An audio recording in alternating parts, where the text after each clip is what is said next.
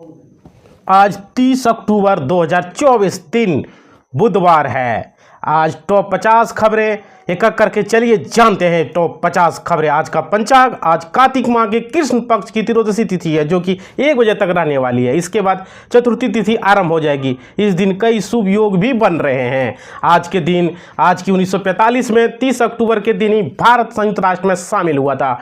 Top बड़े आज का इतिहास ये रहा। चलिए आगे देखते हैं खबर को। 1930 में आज ही के दिन ही तुर्की तथा यूनान ने मित्रता संधि पर साइन किए थे। 1925 में 30 अक्टूबर के दिन पहली बार लंदन में टेलीविजन का ट्रांसमिशन शुरू हुआ।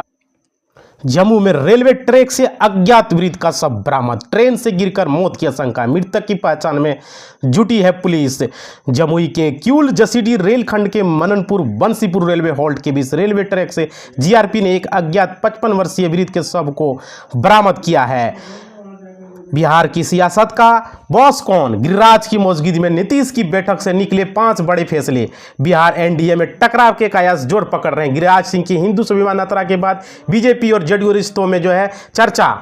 इंडिया और New Zealand world cup third. Women Smriti Mandhana ने शतक जोड़कर रचा इतिहास। न्यूजीलैंड को वनडे सीरीज में किया परास्त। इंडिया और न्यूजीलैंड लगातार 2 बार से तिलमिलाए। गौतम गंभीर का बड़ा फैसला। भारतीय टीम में हुई इस युवा तेज गेंदबाज की एंट्री। पीएम ने 51,000 लोगों को ज्वाइनिंग लेटर बांटे। कहा, आप सेवक हैं, शासक नहीं। गरीबों पिछड़ों की सेवा कीजिए, आप ही विकसित भारत बनाएंगे। पीएम ने जॉब लेटर पाने वाले युवाओं से कहा कि मैं धनतेरस पर आप सभी नागरिकों को शुभकामनाएं देता हूं। नौकरी करने बाहर गया पति तो पत्नी ने घर पर ही शुरू कर दिया ये बिजनेस। अब नॉन स्टॉप हो रही है कमाई।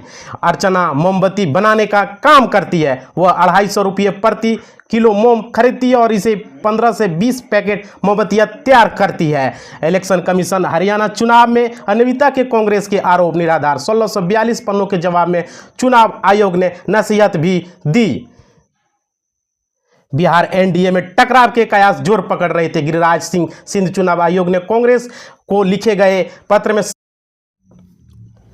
आज की बड़ी खबरें। भारत के सबसे बड़े सरकारी bank state bank of India ने एसबीआई ने अपने ग्राहकों के लिए 2 बड़े बदलाव की घोषणा की है। एसबीआई ने बैंक के ब्याज दर को 3.5% से बढ़ाकर 4% कर दिया है। यह बदलाव 1 नवंबर से लागू होगा।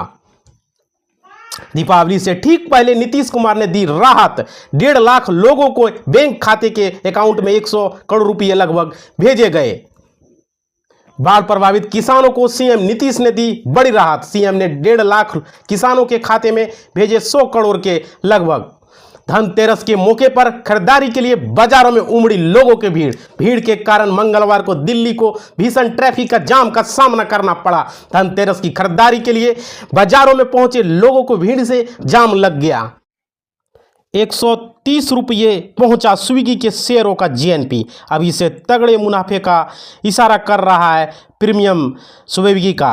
रिपोर्ट्स के मुताबिक स्विगी के आईपीओ का प्राइस बैंड 371 से 390 रुपये हो सकता है। कंपनी का आईपीओ दांव लगाने के लिए 6 नवंबर को खेल सकता है कंपनी स्विगी। 7 सालों से चली आ रही डिमांड पूरी। सरकार के इस फैसले से पेट्रोल और डीजल से में 2 से 4 रुपये सस्ता हो सकता है। तेल मार्केटिंग कंपनियां ओएमसीएस पेट्रोल पंप डीलरों के लिए डीलर का कमीशन बढ़ाने की घोषणा की है। यह उनकी घोषणा कई सालों से मांग रही है। एयर इंडिया की 32 फ्लाइटों को बम से उड़ाने की धमकी, मचा हड़कंप।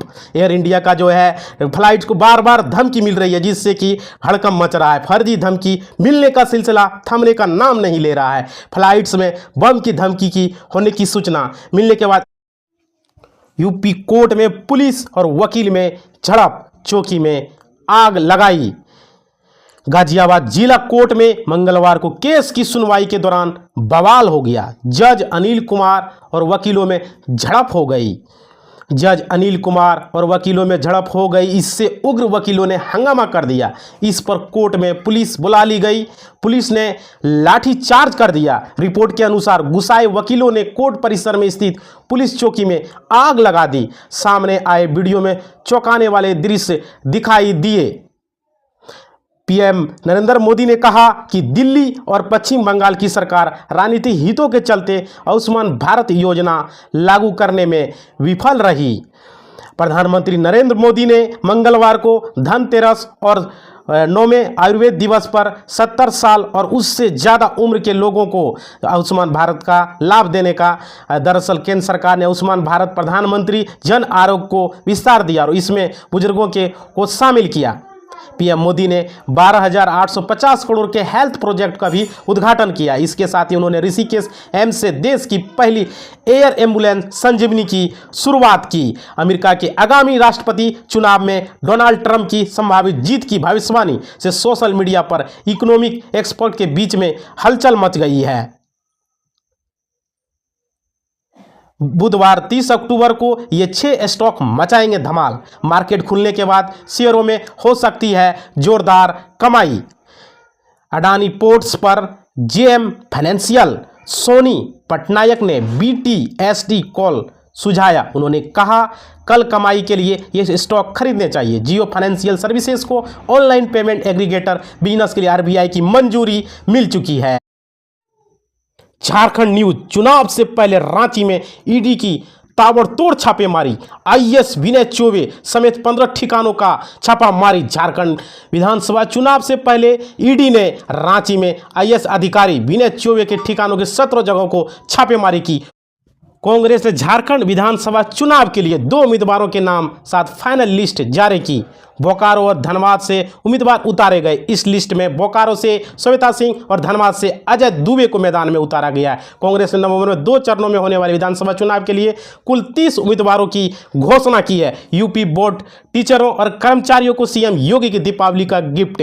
परीक्षा ड्यूटी समेत कई कार्यों का प्रसार भी बढ़ाया गया। टीचरों और कर्मचारियों को दीपावली का गिफ्ट दिया गया। जो वर्तमान में प्रति पाली 80 रुपये, प्रतिदिन 160 रुपये निर्धारित है, उसे बढ़ाकर अब 100 रुपये तथा प्रतिदिन 200 रुपये कर दिया गया है। उत्तर प्रदेश के राष्ट्रीय स्वास्थ्य मिशन ने 7,000 से अधिक सामुदायिक स्वास्थ्य अधिकारियों की भर्ती निकाली है, जिसके लिए ऑनलाइन आवेदन शुरू किए गए हैं।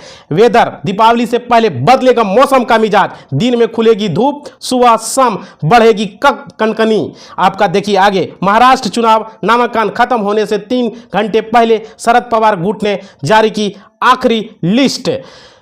इस लिस्ट में 5 उम्मीदवारों के नाम शामिल हैं। जानकारी के अनुसार महाराष्ट्र शरद पवार गुट 87 सीटों पर चुनाव लड़ रहा है। इससे पहले शरद पवार गुट ने 82 सीटों पर अपने